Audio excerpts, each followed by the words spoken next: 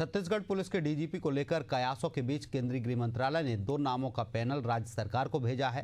राज्य सरकार ने शुरू में पवन देव, अरुण देव गौतम, जीपी सिंह, हिमांशु गुप्ता के नामों का पैनल केंद्र को भेजा था, लेकिन केंद्र ने पैनल में से अरुण देव गौतम और हिमांशु गुप्ता के नाम को हरी झंडी दे दी है, जिसमें साफ हो गया है कि प्रदेश का अगला डीजीपी इन्हीं 2 अधिकारियों में से एक होगा। अब राज्य सरकार को इन्हीं 2 नामों से एक को पूर्णकालिक डीजीपी के रूप में नियुक्त करना होगा।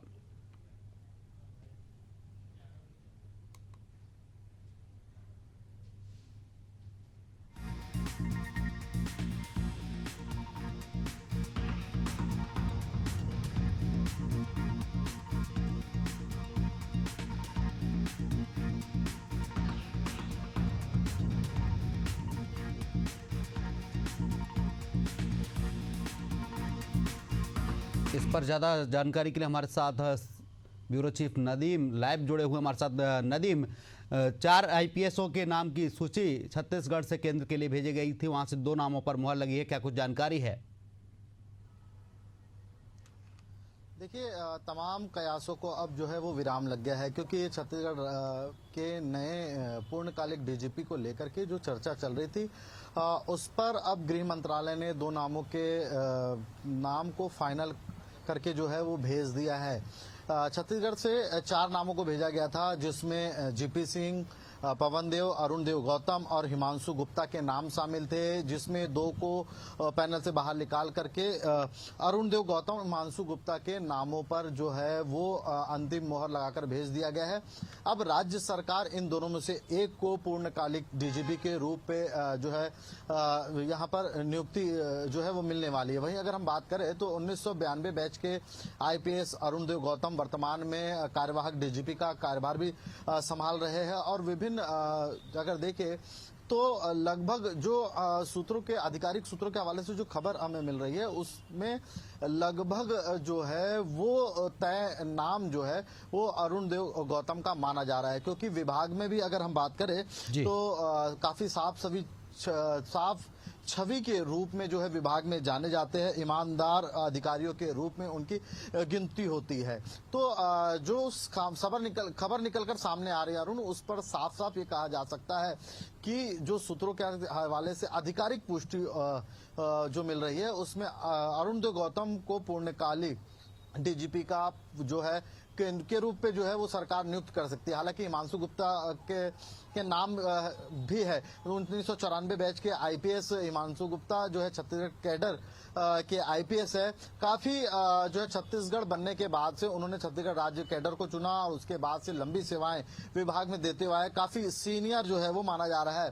तो अगर हम देखें तो कहीं ना कहीं जो विभाग में विश्वसनीयता अरुण देव गौतम की मानी जा रही है और यही एक बड़ी वजह ये मानी जा रही है कि अरुण देव गौतम के नाम पर अब जो है वो मोहर सरकार लगा सकती है। हालांकि जीपी सिंह की अगर हम बात करें तो जीपी सिंह के पीछे जो राजनीतिक वो है वो माना जा रहा है इनको नहीं बनने का, क्योंकि पूर्व मुख्यमंत्री भूपेश बघेल जो है इसके पीछे जो है वो लगे हुए थे, ये कहा जा रहा है।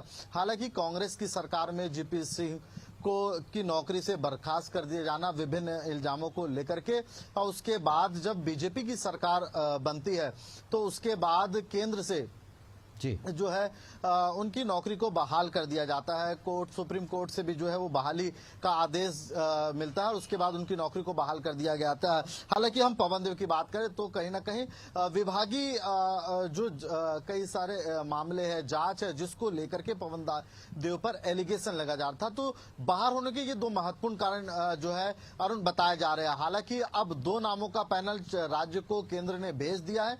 इन 2 नामों के पैनलों में से एक के नामों पर जो है वो मोहर राज्य सरकार को लगाना है। राज्य सरकार जल्द ही इस पर फैसला लेगी। अरुण, नदीम, क्या कोई पैरामीटर्स भी तय किए गए हैं कि डीजीपी किसे बनाया जाना चाहिए, क्या परफॉर्मेंस इनकी रही, ये भी सब चीजें देखी जा रही हैं?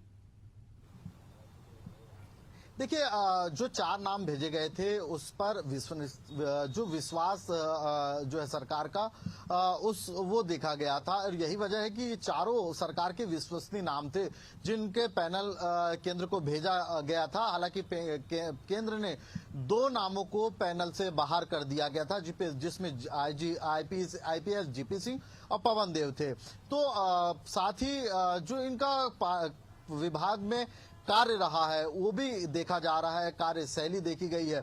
और वर्तमान समय में अगर हम बात करें तो कार्यवाहक डीजीपी के रूप में जो कार्य हो रहा है वो उस पर विश्वसता और जो है अरुण देव गौतम की बढ़ जाती है। इसीलिए ये माना जा रहा है कि छत्तीसगढ़ के नए डीजीपी के रूप में जो है वो अरुण देव गौतम की नियुक्ति को ज्यादा संभव माना जा रहा है। जी नदीम, बिल्कुल जिस तरीके से देखा जाए कहीं ना कहीं जो पैरामीटर्स हैं वो तय किए जाएंगे, उसके बाद तय होगा कि डीजीपी किसे बनाया जाए। तमाम चर्चा के लिए जानकारी के लिए आपका बहुत बहुत शुक्रिया।